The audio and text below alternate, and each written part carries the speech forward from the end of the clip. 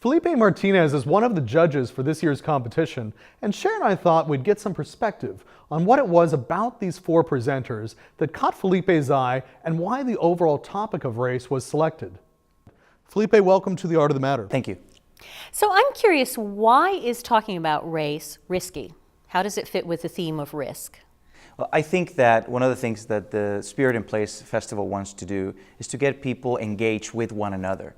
And there is a little bit of, well, there's a lot of risk when we open our hearts, when we are vulnerable with each other in things that are very important.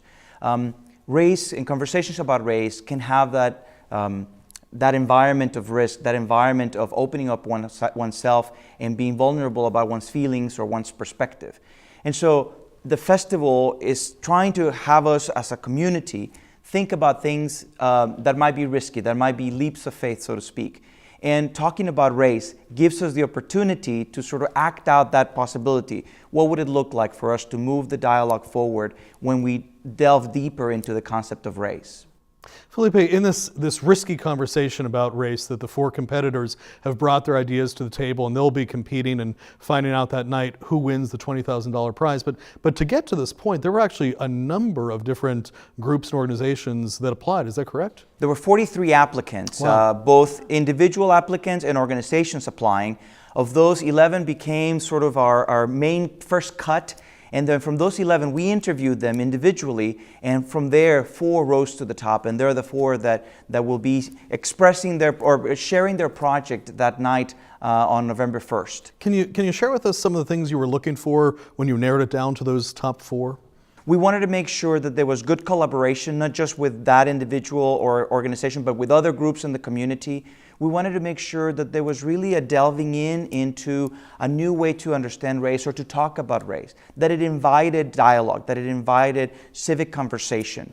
And we wanted them to be original. We wanted them Sure. to try a new thing that will get the conversation going, but also the creative juices flowing in the community. What are your hopes after the night of the award for the audience that's both there or maybe following along digitally?